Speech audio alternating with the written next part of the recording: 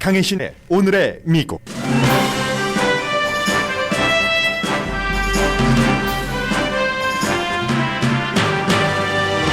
크리스틴 시네마 애리조나주 연방 상원 의원이 민주당 당적을 버리고 무소속으로 등록한다고 밝혔습니다. 그러나 공화당과 함께 일하지는 않을 것이라고도 했습니다. 민주당은 여전히 상원 다수당이지만 분명 정치적인 지진입니다.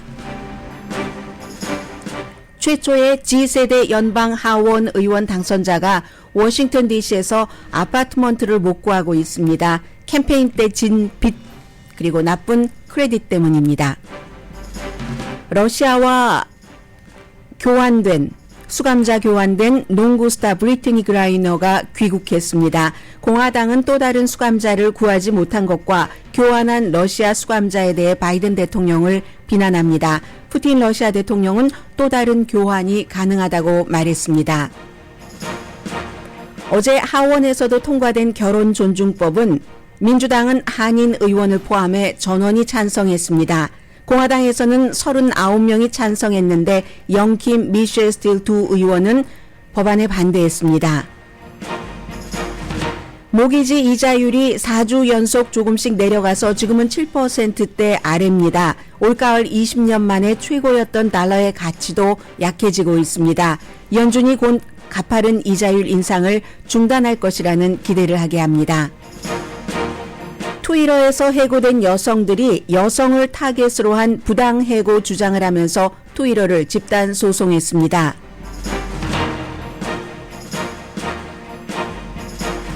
여러분 안녕하십니까? 오늘의 미국 강혜신입니다. 지금 축구 보고 계시는 분들 많으시죠?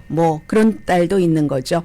오늘의 미국을 보시는 대신에 축구 경기를 보시는 분들도 많으시리라고 생각되는데 8강전 브라질과 크로아티아의 경기가 전반 후반 다 끝냈는데 0대 0입니다. 그리고 이제 95분 7초째를 향하고 있는데 크로아티아는 일본과도 무승부를 기록하고 결국은 3대 0이었었던가요? 3대 1이었었죠. 3대 1 그 승부차기로 이겼고 브라질은 한국을 이겨서 4대 1로 이겨서 지금 이제 8강전에서 두 나라 누가 이제 이겨서 다시 4강전으로 가느냐인데 아직도 지금 나오지 않아서 전반 연장전 15분, 후반 연장전 15분을 하게 되고 그 이후에도 점수가 나오지 않으면 또다시 이제 승부차기를 하게 됩니다. 그래서 굉장히 많은 분들이 관심 있으실 것 같고요. 로스앤젤레스 시간으로 아침 11시에 오늘이죠. 네덜란드와 아르헨티나가 또 경기를 치릅니다. 내일은 프랑스와 잉글랜드가 아침 11시, 그 이전에 모로코와 포르투갈도 한국과 싸워봤었던 그런 나라인데요. 역시 그 8강전을 치러서 두 팀이 또 이기게 되잖아요. 이긴 그 사람들 또 12월 며칠인가요? 다음 주 화요일에 수요일에 경기를 치르고 파이널은 18일. 파이널 전에 3, 4위전은 17일에 열립니다.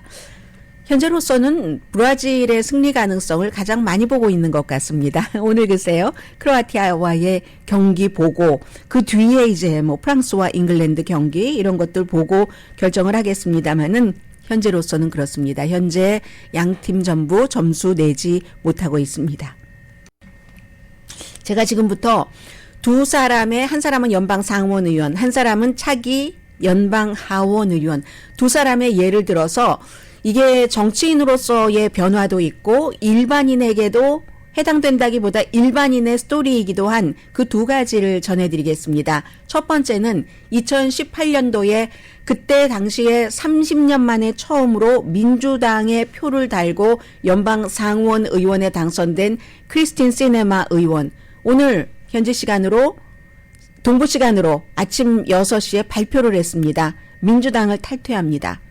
그리고 무소속으로 등록하겠습니다. 다만 지금 민주당이 아니면서 민주당과 같이 일을 하는 버니 샌더스 의원도 있잖아요. 또 다른 의원도 있는데 그런 두 사람과 달리 민주당과 함께 일하지 않겠습니다. 저는 버니 샌더스처럼도 또 앵거스 킹처럼도 메인주에 그렇게 하지 않고 반면에 공화당과도 일하지 않겠습니다. 라고 얘기를 했거든요. 근데 그게 어떻게 하겠다는 건지 잘 모르겠어요. 왜냐하면 지금까지도 민주당 일주일에 한 번씩 모이는 미팅에도 거의 나가지 않았다고 하거든요. 며칠 만입니까? 사흘 만입니다. 민주당이 51대 49로 한 석을 더 가지면서 다수당이 된 지 사흘 만에 민주당 의석 하나가 빠져버린 겁니다. 그렇게 되는 경우 여전히 민주당이 다수당이기는 하지만 그 이후에는 이제 시네마 의원이 어떻게 될지 모르는 것이고 51대 49이기 때문에 조 맨신 의원의 힘도 조금 약해졌거니 생각을 했는데 이게 웬걸? 조 맨신 의원의 힘은 전보다 똑같이 오히려 더 강해질 수도 있고 오늘 백악관은 크리스틴 시네마 의원이 민주당을 탈퇴한다고는 했지만 지난 2년 동안 민주당 의제에 있어서 핵심적인 의원이었다. 어쨌든 표는 민주당 쪽에 아주 가슴을 졸이게는 했어도 막판에는 줬으니까. 그랬던 의원이 탈퇴를 하면서 한 얘기가 나의 정치적인 가치나 행동에는 변함이 없습니다. 그리고 이제 기자들이 물어봤어요. 그럼 상원 컨트롤 민주당이었는데 그건 어떻게 되는 겁니까? 이랬더니 다수당은 맞지만요. 저는 상원을 어느 당이 컨트롤하는지 거기에 관심이 없습니다. 그게 당파적인 문제 아닙니까? 애리조나의 많은 의원들은 사람들이 이제 당파적으로 그렇게 일을 하는 것을 너무 싫어하고 지금 크리스틴 시네마 의원이 CNN 방송과 인터뷰하고 있네요. 네, 끝났습니다. 싫어하고 그게 바로 나이기도 하다. 나도 당파적인 정치가 지긋지긋하다. 그냥 독립적인 정치인으로서 일한다는 것을 보여주고 싶은 의도다. 애리조나인은 공화당이다 민주당이다 당파를 막 쫓아가는 것보다는 상식에 맞는 일을 하는 지도자를 원하고 나도 그렇게 하고 싶다.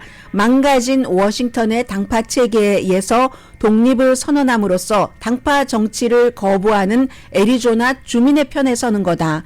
그러므로 인해서 애리조나 주뿐만이 아니라 많은 다른 주에서도 공화당도 지긋지긋하고 민주당도 신물이나 라고 얘기하는 사람들에게 소속감을 줄 것이다. 나처럼 어느 쪽에도 속하지 않고 일하는 사람이 있기 때문에 이게 이제 크리스틴 시네마 의원의 얘기입니다. 정치와 선거는 나중에 얘기하자. 나중 일이다라고 하지만 그렇지 않은 것 같은데요. 선거는 2024년 나중 일이 될 수 있지만 정치는 지금 당장 앞에 말씀드린 것처럼 지진이 일어날 수 있죠. 조 맨신 의원에게 힘이 더 강해진다던가 여러 가지 2024년도에 민주당이 다수당을 계속 지켜야지 되는데 그때는 크리스틴 시네마 의원이 무소속으로 지금 뭐 재선에 나간다 나가지 않는다 얘기는 안 했거든요. 초선 6년 임기에 2018년도에 당선된 의원이기 때문에 그때 나가면은 무소속으로 나갈 것 아니겠어요? 무소속으로 나가면 아무래도 민주당의 표를 민주당 소속으로 당선이 됐었기 때문에 가져가지 않을까 해서 3파전이 된다는 아주 곤란한 일도 있고요.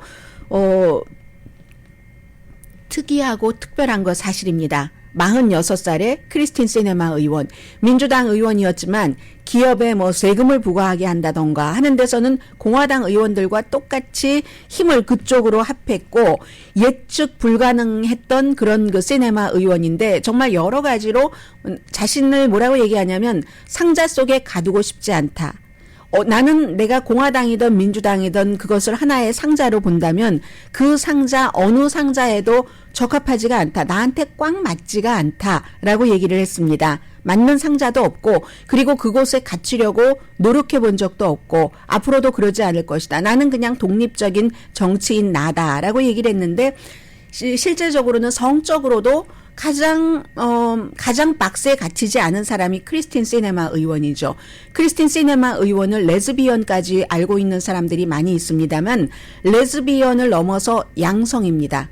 크리스틴 시네마 의원은 그리고 무척 아마 의사당에서 연방 상원 의원 가운데서 어쩌면 상하원 전부를 통틀어서 가장 패셔너블한 그런 굉장히 그 창의적으로 옷을 입어요. 그것을 이제 자신의 여러 가지를 표현을 하는 게 되겠는데 그렇다고 무슨 아주 뭐 부잣집의 어떤 정치인 가문의 딸처럼 비싼 옷으로 창의적으로 입는 게 아니라 상상하지 못했던 스타일로 정말 스타일 좋게 옷을 입는 박스에 갇히지 않겠다는 모든 그 표현이나 인생에 있어서 그런 크리스틴 시네마 의원이고요. 상원 컨트롤에 대해서는 관심이 없다. 그거 당파적인 문제다라고 하지만 글쎄요. 이 부분은 생각이 다르실 것 같아요. 본인이 어디 무인도에 혼자 사는 사람이 아니고 정치인도 개인이기도 하지만 어떠한 조직에서 연방 상원이라는 100명밖에 없는 미국에 큰 영향력을 미치는 그 조직에서의 어떤 역할 같은 것도 있잖아요. 그런데 이제 시네마 의원은 나는 뭐든 거기서부터 자유롭고 싶다라고 얘기를 했고, 개인이라면 근사한 예술가라고 볼 수 있고, 하기는 뭐 정치가 최고의 예술이라고도 하니까 앞으로 이제 이런 의원들이 많이 나올 수도, 많이라고, 그 많이가 몇 명까지를 많이라고 말할 수는 없지만 또 나올 수도 있겠다라고 생각이 듭니다. 그런데 지금까지는 어떤 의원이 내가 공화당이었다가 당적을 바꾸고 민주당이었다가 당적을 바꿨을 때 큰 정치에 있어서 나중에 그 똑같은 자리에 재선해 나가면 되지 않습니다. 무소속으로는, 무당파로는. 그러니까 나오기 힘들었었던 거죠. 만약에 크리스틴 시네마라는 이번 애리조나의 연방 민주당 소속이었던 상원 의원이 무소속을 선언하고 2024년도에 무소속으로 연방 상원 의원에 당선이 된다면 또 새로운 역사를 쓰는 것이고, 앞으로는 한 사람의 선구자가 있었기 때문에 그런 사람들이 더 나올지도 모르고, 지금 민주공화 당파 이거 고쳐야 된다. 제3당이 나와야 된다. 이런 얘기를 우리가 벌써 얼만큼 오래 하고 있습니다. 적어도 적극적으로 한 기간이 10년이 넘습니다. 연방 상원의 얘기였고요. 연방 하원 당선자로서는 이 맥스웰 프로스트라고 제가 세 번째 말씀을 드립니다. 민주당으로서 플로리다주의 다른 민주당 의원을 이기고 당선된 25살의 제너레이션 G 세대 가장 어린 연방 하원 의원 기록입니다. 97년도에 태어났죠? 25세니까 뭐 한 96년부터 2010몇 년 그때까지 2011년, 12년 이때까지를 G세대라고 하잖아요. 하원 전체에 이정표를 그었는데 트위터에 이렇게 썼습니다. 그리고 트위터에 그렇게 쓴 것조차도 아직 취임 선서를 하진 않았지만 정치 활동인데, 진보적인 운동가에서 이제 하원 의원이 됐는데, 전에는 버니 샌더스 캠프에서 일을 했고 버니 샌더스 연방 그 상원 의원의 강한 지지를 받았습니다. 성향을 아실 수 있겠죠? 그래서 수많은 제너레이션 G처럼, 아니 제가 워싱턴 DC에서 집을 못 구하네요. 결국은 돈과 크레딧 때문에. 하도 비싸서요. 처음에는 원래 생각할 때 몇 달 정도는 뭐 친구가 있으니까 카우치에서 카우치 신세를 좀 질까? 카우치 그 썰충이라고 표현하죠. 누워서 이리저리 하는 그렇게 할까 했는데 아니 이게 웬걸? 싱글 $1950인가요? 그런 거를 봤다는 거예요. 그래서 야 이거 내가 해봐야지 되겠다 하면서 운 좋게 찾은 것에 베팅을 한 거죠. 신청을 한 거죠. 신청할 때 저 크레딧 정말 나쁘거든요.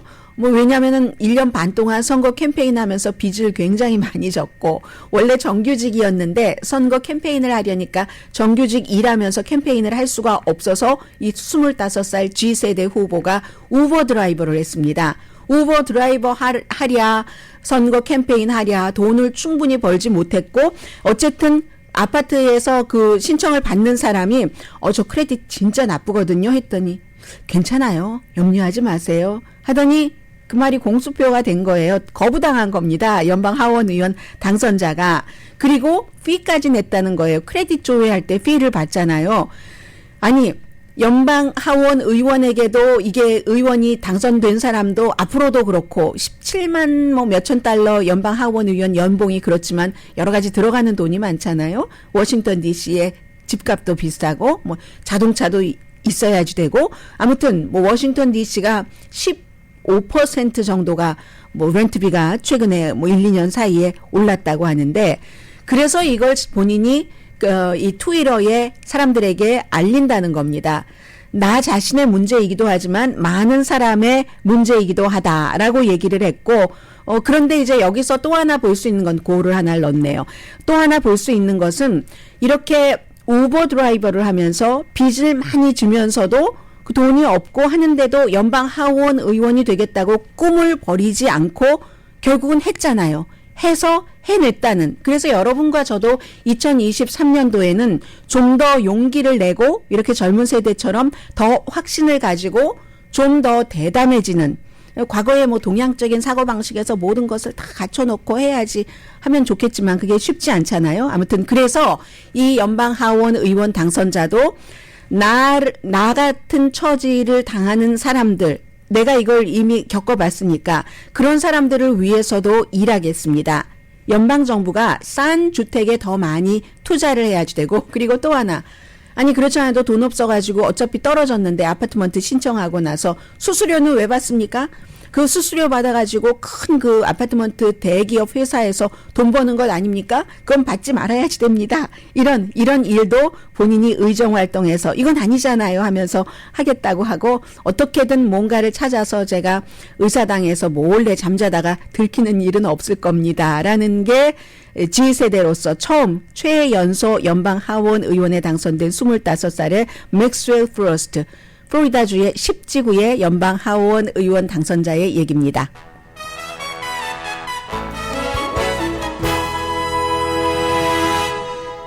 네, 물론 이제 아직까지 경기가 완전히 끝난 건 아니지만 브라질이 엑스트라 타임에서 전반전에서 1점을 냈습니다. 이 정도 되면은 다시 점수가 내기 쉽지는 않은 팀이에요. 브라질이 1점을 내서 크로아티아와의 8강전에서 브라질이 일단 앞서가고 있습니다. 자, 잠시 뒤에 뵙겠습니다. 역시 네이마르네요. 네이마르의 그 돌파력이 전반 후반 전부 90분 동안에 점수를 내지 못하고 후반 들어서 몇 분 만에 결국은 한 골을 넣어서 크로아티아를 지금 브라질이 1대0으로 앞서가고 있습니다. 물론 뭐 연장전, 후반 연장전까지 가겠고요. 오늘은 뭐 페널티킥 없을 가능성 50%대 50%. 아직 시간이 많이 남았기 때문에 끝까지 이렇게 포기하지 않는 그런 것들이 어떠한 그 기적들을 만들어내기 때문에요. 결혼존중법에 대해서 간단하게만 말씀드리겠습니다. 그동안 여러 번 여러분들께 전해드렸기 때문에 기본적으로는 이제 한인 후보들이 어떻게 판단을 했는가. 결혼존중법이라는 게 설령 연방대법원에서 이 동성결혼에 대해서 뭐 이를테면 반대하는 그 주에서 알아서 해라 하는 판결이 나오더라도 연방정부에서는 그것을 인정을 하고, 연방정부가 이성의 그 배우자와 결혼을 했을 때와 똑같은 어떤 그 경제적인 베네핏 같은 것을 주고, 그리고 각 주정부에 그 주에서 동성결혼을 하도록 허락하십시오라는 게 법안에 들어있진 않지만, 만약에 주에서 동성결혼을 불법으로 만들 때 다른 주에서 결혼을 합법화되는 그런 주에서 결혼을 하고 그 불법화된 주에 오더라도 그 다른 주에서 결혼식 한 것을 인정을 해야지 되고, 1996년도에 만들어진 결혼 그 보호법이라는 게 있었죠.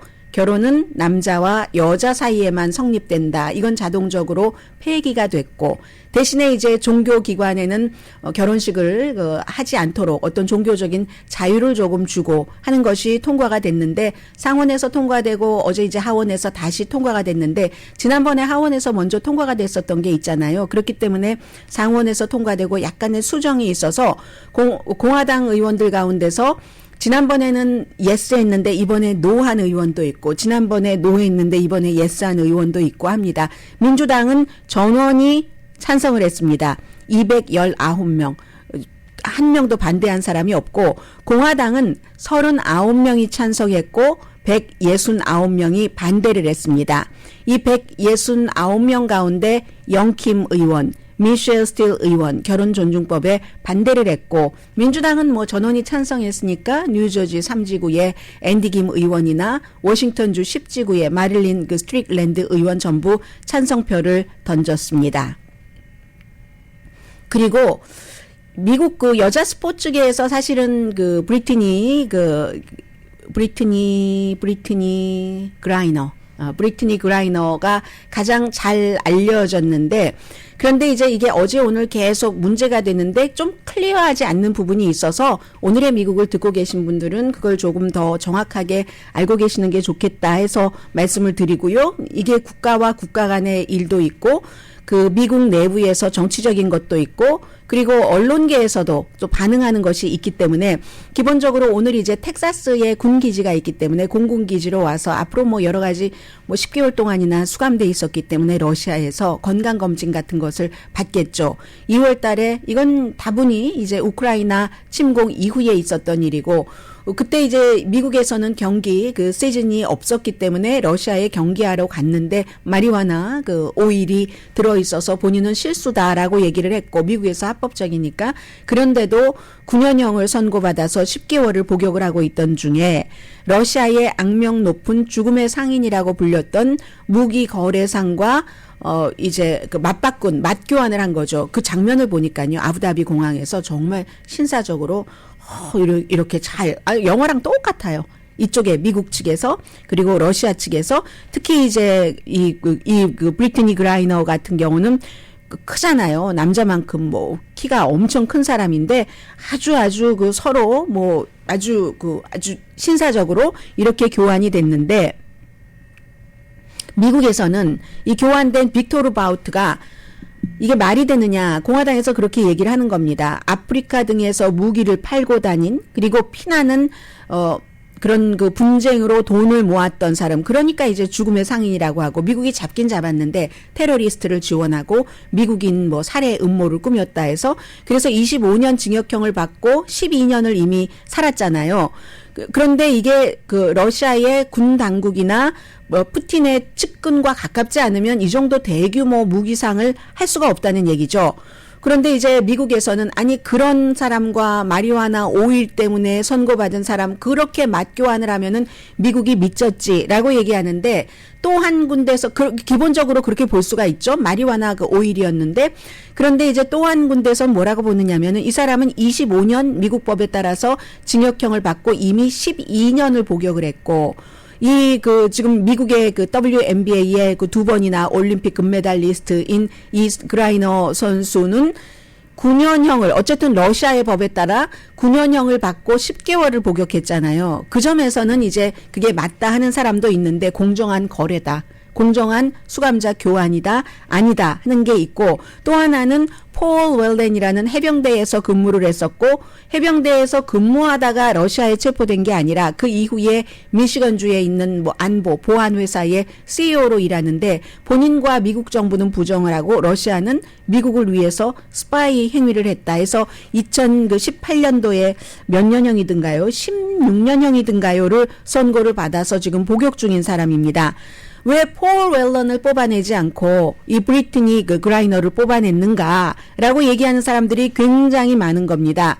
그런데 이것은 미국 측에서는 그럴 수밖에 없었다. 러시아가 스파이 혐의로 감옥에 넣은 사람이기 때문에 아예 처음부터 그냥 이 그라이너 데리고 갈래? 맞교환 할래? 안 할래? 아니면 더 이상 말할 필요 없어라고 했고 미국 정부에서는 미국 국민의 목숨을 한 사람이라도 데려오기 위해서 이 협상을 할 수밖에 없었다 하는 것입니다. 폴 웰런이 러시아의 감옥에 수감돼 있지만 CNN 방송과 인터뷰를 하더군요. 너무 크게 실망을 했다. 내가 왜 여기 있는지 난 모르겠다라고 하고 미국 정부에서는 우리 계속 추진하겠다라고 했고 블라디미르 푸틴 러시아 대통령도 기자회견을 했습니다. 또 다른 수감자 교환 충분히 열려 있다 했는데 트럼프 전 대통령은 멍청이 같아. 더군다나 이 브리트니 그라이너 이 선수가 비애국적이다. 이런 얘기 많이 들어보셨죠? 근데 뭐가 비애국적이라는 것이냐를 말씀을 드리겠습니다. 비애국적인 이런 사람 하나를 뽑아내다니 블라디미르 푸틴에게 선물을 준 거다. 앞으로 그 같은 그 무기 불법 거래자를 풀어줬으니까 미국인의 생명이 더 위험해진다. 이게 트럼프 전 대통령의 얘기고요. 심지어는 그 아담 킨징어 지금 이제 트럼프를 비난을 해서 선거에 나가봤자 떨어질 것 같으니까 재선에 나가지 않은 일리노이가 지역구인 연방 하원 의원도 이게 조금 바이든 행정부가 약하다는 것을 보여줬다라고 얘기를 하고 차기 공화당 하원 의장이 될 것이 거의 확실한 케빈 맥카티는 아니 폴 웰런을 석방하지 못한 것은 터무니없는 것이다 라고 얘기를 하고 있습니다. 그런데 그가 비애국적이다. 왜 비애국적인 농구 선수 한 명을, 그것도 뭐 레즈비언이잖아, 이런 얘기 많이 하는 사람이 있어요. 그럼 레즈비언은 다른 나라에 가서 그냥 감옥에 평생 갇혀 있어도 됩니까? 지금 화면에 얼굴이 보이는데 그 장신인 그라이너가 이 미국에 오면서 그 비행기 안에서 얼마나 아이처럼 활짝 그 웃고 있는지, 미국 국민이면 레즈비언이든 스트레이트든 뭐 게이든 아무 상관없이 사실은 이렇게 해야지 되는 거잖아요. 그래서 그런 점에 대해서는 지금 케빈 맥카티뿐만이 아니라 어제 보니까 그 팍스의 터커 칼슨도, 아니 왜 해병대 출신의 폴 웰런이 아니라 이 브리트니 가이드너야? 그러는데 그건 이제 러시아와의 협상에서 그것밖에 없었다고 하니까 그런 것이고, 그리고 레즈비언이라는 그 자체는요, 2013년도에 나 레즈비언이다 하고 2015년도에 결혼을 했습니다. 또 다른 그 WNBA 스타와 결혼을 해서 그 결혼은 아주 그 힘든 그 이혼으로 끝났죠. 그 쌍둥이 아이, 여자가 결혼을 했으니까 체외 수정을 해서, 남편이에요. 이 가이드너가 남편이어서 그 와이프가 체외 수정을 해서 쌍둥이 아이를 조산했는데, 그런데 이제 그래서 양육비를 계속 그 줘야지 되고, 이혼을 하고 2018년도에 어제 여러분들께서 텔레비전에서 많이 보신 새로운 와이프, 왓슨이라는 와이프를 만나서 결혼을 하고, 왓슨이 first name이 뭐든가요? 그 이름을 라스트 네임으로 이 그라이너로 바꿨습니다. 그런 그 사람이거든요. 그러니까 여기서 많은 것이 있는 겁니다. 미국에서 이제는 뭐 레즈비언이다, 게이다, 무슨 뭐 양성이다, 앞에 연방 상원의원 크리스틴 시네마 말씀도 드렸습니다만은 그런 일도 있고, 또 하나는 비애국적인 그런 사람을 왜 석방을 하고 해병대 출신을 왜 안 했어? 라고 트럼프 전 대통령이 얘기했지만, 그 비애국적이었다는 거, 시위했다는 거, 이게 뭐냐면요, 한참 동안 그 경관에 의해서 아프리칸 아메리칸들이 실제적으로 또 그 무리하게 숨지거나 학대당하거나 하는 것이 많았고, 그때의 많은 아프리칸 아메리칸, 이 그라이너와 마찬가지의 선수들이 경기가 치러질 때 미국 국기가 울려 퍼지면 거기에 대해서 항의하는 몸집으로 그 반응하고 하지 않았잖아요. 그게 그 비애국적인 시위라는 겁니다. 당시에 경기를 치르는 다른 동료와 함께 그랬다 하는 것, 이 점이고요. 그리고 또 하나, 모든 국가에 대해서 저 사람은 우리의 적이고 저 사람은 적이 아니고, 그리고 뭐 피비린내 나게 무기 팔고 하면은 뭐 그게 막 예전에 무슨 뭐 그 네덜란드에 무슨 뭐 튤립 같은 것을 팔아서 튤립 전쟁이던 다이아몬드 전쟁이던 이런 그 무기 전쟁이던 똑같은 거잖아요. 똑같이 잔혹한 그 피해 역사를 쓰는 것은 분명하지만, 그 피해 역사를 쓰는 사람의 주인공들은 누군가의 남편이고 아내이고 누군가의 가족인 겁니다. 그래서 이제 그 러시아로 돌아간 바로 이 그 악명 높은 죽음의 상인으로 불리는 빅토르 보우트도 러시아로 갔었을 때 러시아가 쫙 그 생중계를 했어요. 부모님이 나와 계셨고 와이프가 있었습니다. 12년 동안 미국에서 감옥살이를 하는 동안에. 그래서 이제 그 어머니 아버지 와이프와 확 껴안는 이런 모습도 보여줬고, 이 사람은 그 불법적인 무기상답게 내가 해냈어, 내가 왔잖아, 뭐 이런 형태의 표현을 했는데, 그 와이프는 그것도 상당히 그 러시아도 어느 정도는 오픈됐다는 것을 느낄 수가 있었는데, 러시아 방송에서 그대로 이제 생중계를 하니까요, 와이프가 우리 남편이 돌아올 때도 그렇고 굉장히 그 미국으로부터 온전한 아주 적절한 그 신사다운 처우를 받았다. 수갑을 찬 것도 아니었고 아주 그 포로 기간 동안에도 대우를 잘 받았다. 이렇게 그 러시아의 악명 높은 죽음의 상인 와이프가 12년 만에 남편을 그 러시아에서 만나고 나서 한 얘기입니다. 그래서 누구나 다, 인간은 다 죄가 있고 뭐 이 사람이 볼 땐 더한 죄고 저 사람이 볼 땐 덜한 죄고 누가 봐도 똑같이 나쁜 죄고이긴 하지만, 그 사람들을 사랑하거나 가족이나 뭐 여러 가지로 얽혀 있는 사람들에게는 똑같은 사람일 뿐이다 하는 게 이번에 포로 교환에서도 뭐 텔레비전을 통해서 중계가 됐습니다.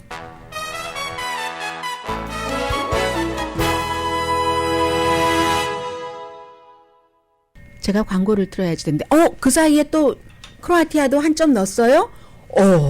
야, 역시 8강이 되니까 알 수가 없군요. 크로아티아도 한 점을 넣어서 지금 119분 42초. 브라질과 크로아티아가 1대1입니다. 제가 이 페널티킥까지 갈까 50대 52로 비겁하게 말씀을 드렸던 게 맞았네요. 이래서 좀 이렇게 보수적으로 뉴스를 할 필요가 있는 것 같습니다. 이 트럼프 전 대통령은요, 하나만 짧게 말씀드리자면은 이제 스페셜 마스터라고 해서 갖고 있었던 그런 그 집에 그 자료에 대해서 특별감찰관이 이거는 안 보여줘도 되고 연방법무부에 했었는데 그게 완전히 끝났습니다. 특별감찰관이라는 자리 자체가 어제로서 없어졌습니다. 원래 하급법원에서는 특별감찰관을 트럼프 전 대통령이 임명한 판사에 의해서 허락을 해서 특별감찰관이 됐는데, 그런데 항소법원에서 이건 아니다 했고 또다시 항고할 수 있는 기일을 7일 줬는데 트럼프 전 대통령이 항고하지 않았습니다. 질 것 같으니까 안 했겠죠. 그래서 특별감찰관은 없어졌고요. 그렇다고 이 케이스가 완전히 끝난 것도 아니고 그 사이에 많은 일들도 일어나고 있습니다. 잠시 뒤에 뵙겠습니다.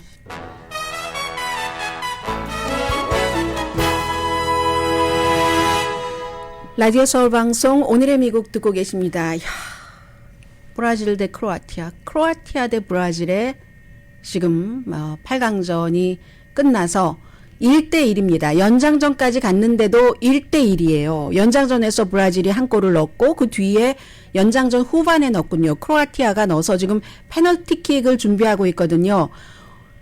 선수들 물 좀 마시고 기도하고 정말 하나님 아버지 하는 지금 이 순간입니다. 페널티킥으로 브라질과 크로아티아의 지금 승리가 결정이 되거든요. 그러고 보니까 크로아티아가 페널티킥의 운명을 이번에 많이 맞고 있네요. 일본하고도 페널티킥으로 일본이 이제 그쪽에 경험이 별로 없으니까 크로아티아가 이겼고 브라질과 크로아티아의 페널티킥 겁나요. 지금 선수들 줄 서고 있어요. 골키퍼도 물 한 모금 마시고 있고 저는 그러나 어떻겠습니까? 뉴스를 일단 하고 있겠습니까가 아니라 하고 있겠습니다. 그리고 이제 계속 생중계 비슷하게 해도 안 되니까 여러분들 뉴스 들으시다가 저의 그 시선이 그대 발길이 머무는 곳에 이 조용필처럼 해서 딱 시선이 갔을 때 제가 정확하게 잡아서 말씀을 드리겠습니다. 안경 끼고 있어요. 지금 멀리 보려고. 30년 고정 모기지 이자율이 4주일 연속 내려가서 현재 6.33%입니다. 오랜만에 7% 아래라는 건 말씀드리고요. 프레디 맥이 발표를 한 겁니다. 11월 초에 이제 7% 그 이후에 가장 아래로 내려온 게 6.33%인데 인플레이션 걱정도 조금 누그러졌고 연방 재무장관이 자넷 옐런 장관은 미국은 경기 침체 피할 수도 있다라고 얘기를 했고 연방 준비제도가 이자율을 그러니까 아주 급하게 올리고 하는 것도 멈추고 또 멈추고 할 수도 있다는 기대를 하게 하잖아요. 다음 주입니다. 13일과 14일에 있고 모기지 뱅커 협회의 수석 경제 전문가인 마이크 프란토니 씨 얘기를 이런 때 많은 매체에서 인용을 하는데요. 이제 정점이다. 이자율, 높은 모기지 이자율은 정점을 찍었다라고 얘기를 합니다.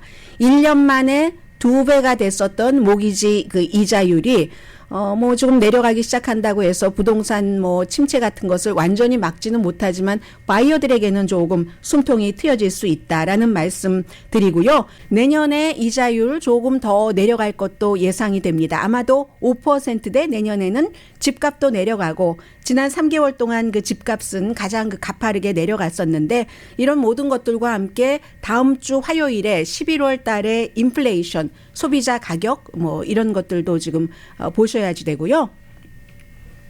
또 하나 달러도 한국과 뭔가 무역을 한다던가 돈 거래를 하셔야지 되는 분들은 상당히 신경을 쓰실 텐데 20년 만에 최고치까지 올해 그 가을에 기록을 했습니다. 그런데 최근에 좀 빠른 속도로 약해지고 있다 해서 달러와 다른 6개 주요 화폐를 비교를 해보니까 9월 피크 때보다 8% 이상 내려갔습니다.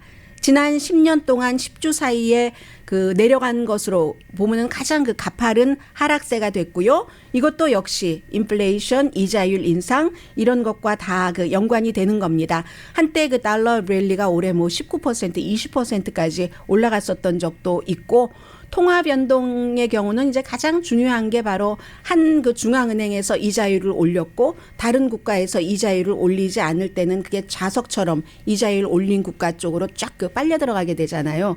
그래서 이제 그 끌어들이니까 그게 이제 2022년도 올해의 미국 달러 그린백의 스토리였고, 그런데 이제 조금 지금 그 주춤해서 10월 달에 일자리 보고서를 보니까 실업률 조금 오르고 임금 인상 조금 그 덜했고, 11월 20일에 인플레이션 데이터도 예상보다 약했고, 12월 1일에 연준 의장 제롬 파월이 다음 주에 있을 그것이 이제 0.5%포인트가 될 수도 있다 하는 것을 시사했기 때문에 그렇습니다. 그 점이 있고, 그리고 어제 제가 깜빡 잊고 말씀을 안 드린 게 있어요. 가솔린 값이 지금 승부차기 시작을 하는데 제가 광고를 먼저 듣고 오는 게 낫겠습니다. 자, 광고 먼저 듣고 오겠습니다.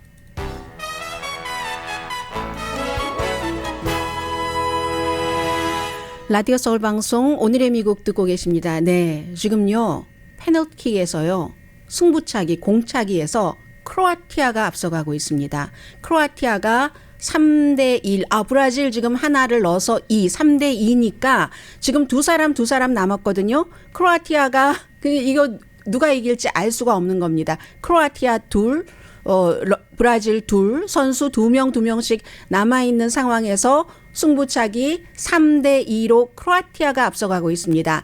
브라질이 제가 시작할 때 이번 그 월드컵에 가장 그 우승팀으로 유력하다 했는데 승부차기에서 이렇게 되고 있고요. 계속 진행하라고 하고 저는 뉴스를 해보겠습니다. 그래서 어제 제가 여러분들께 말씀드리려고 하고 말씀을 못 드렸었던 것이기 때문에 이 부분은 이제 그저 간단히만 전해드리겠습니다. 그리고 어제 저희 그 웹사이트, 그 라디오 서울 웹사이트에도 전부 나왔기 때문에 가솔린이 1년 전보다 싸져서 러시아 침공, 우크라이나 침공 이전보다도 싸졌고 8월 달 이후에 20%가 싸졌다 하는 겁니다. 크로아티아가 그 사이에 한 골을 더 넣어서 4대 2입니다. 네이마르 하고 이렇게 하고 있어요. 지금 두 개를 브라질이 다 넣고 크로아티아가 못 넣어야지 동점이 되고 있거든요. 오일 값이 내려가는 것은 계속 말씀드립니다만 여러 그 나라들의 특히 이제 중국의 경제 활동 같은 것들이 약해져서 그렇고 소비자들에게는 좋지만 이 할러데이 쇼핑을 해야지 되니까 그렇지만 전 세계의 수요가 줄어든다는 것은 경제가 나빠진다는 것이 있기 때문에 그렇고 네, 크로아티아가 이겼습니다. 이 4대 2로 크로아티아 선수들 더 이상 남아있는 사람들 5명이기 때문에 있지만 그렇지만 크로아티아가 브라질 2022년 우승 후보팀을 누르고 이겼고 네이마르 지금 울고 있고요. 브라질 선수들 이 그린색 바닥에 전부 옐로우잖아요. 유니폼이 옐로우와 그린이 있는데 그냥 누워서 울고 있는 모습, 침착하게 머리를 뒤로 미는 그런 선수들도 있고 크로아티아는 브라질을 이기고 그 전에는 일본을 이기고 지금 4강 진출에 성공을 했습니다. 이 크로아티아 선수들 굉장히 기뻐하는 그런 모습을 볼 수가 있고요. 알 수가 없는 거예요. 페널티킥에서 4대 2로 이겼기 때문에. 그래서 페널티킥은 무조건 처음에 기선을 잡아야지 되는 거잖아요. 굉장히 좋아하는 그런 크로아티아 선수들 모습 보이고 있습니다. 파이널 브라질이 결국은 4강에도 진출하지 못하고 탈락한 그런 경기였습니다. 저도 안정이 안 되네요. 이 크로아티아 선수들은 기쁨에 떠있음, 브라질 선수들은 그야말로 슬픔과 낙담과 힘이 확 빠지겠네요. 지금 브라질 넘버 10 이 유니폼 보이고 있고요. 일론 머스크가 여자를 목표 삼아서 불공평하게 해고시켰다 해서 이제 여성들이 트위터를 고소를 했습니다. 이제 일론 머스크가 회사를 인수하고 나서 반 정도를 해고시켰는데 그 가운데 57%가 여자, 남자가 47%였고 특히 엔지니어링 분야에서는 해고된 사람의 63%가 여자, 남자가 48%였습니다. 그래서 고소하는 그 고소장을 보니까 재능과 기여도와 아무 상관없이 해고를 했다 이렇게 주장을 했거든요. 그리고 이제 또 다른 그런 그 고소들이 있잖아요. 경고 없이 해고를 했다던가. 왜냐하면 대규모 이런 해고를 할 때는 뭐 얼만큼 기간을 주고 해라 하는데 트위터는 어느 날 갑자기 했고 또 장애 있는 직원들도 재택근무를 못하도록 했고 허용하지 않았고 그리고 어제 말씀드린 것처럼 이제 그 침대 같은 것을 이게 과연 그 샌프란시스코의 시 조례 같은 것을 위반하면서 트위터 직원들에게 일을 많이 하라고 침대를 놓고 그렇게 했느냐. 이것도 지금 조사를 받고 있고요. 아무튼 트위터는 굉장히 그 법적으로 여러 가지 복잡하게 얽혀가고 있다는 것 말씀드립니다. 지금 월드컵을 쭉 보면은 이 크로아티아와 그 브라질이 결국은 그 브라질을 크로아티아가 이기고 4강에 진출을 하게 됐는데 브라질이 FIFA 랭킹 1위입니다. 그리고 크로아티아가 FIFA 랭킹 12위입니다. FIFA 랭킹 12위가 FIFA 랭킹 1위를 이겼다는 것은 이게 물론 승부차기였지만 전반전 후반전 결국은 그 점수가 없이 0대 0으로 끝났고 전반전에서 브라질의 그 유명한 네이마르가 한 점을 넣는데도 결국은 크로아티아 선수들이 주눅들지 않고 침착성도 잃지 않았다는 뜻입니다. 성적 차이가 그렇게 나고 그리고 그 직전까지의 조건이 좋지 않았을 때도 뭔가가 있는 거죠. 크로아티아 팀에. 그래서 결국은 페널티킥에서 4대 2로 브라질을 세계 최강의 축구가 완성된 브라질의 해변에서 브라질의 초원에서 완성된 수많은 펠레를 낸 그런 이제 그 브라질의 축구를 크로아티아가 이겼습니다. 이것은 뭐 많은 사람들에게 경기를 보신 한 분 한 분들에게 다 여러 가지 생각을 그 전해드리리라고 느껴지고요. 저는 아무튼 끝까지 실력을 배양을 하고 그리고 크로아티아가 이렇게 된 데는 꼭 100% 실력도 있지만 브라질이 더 좋을 수도 있는데 그게 지금 이 환경에서 크로아티아의 운도 따라줬고 잘 활용했고 인간은 최선을 다하는 것까지만 하는 거죠. 강혜신이었습니다.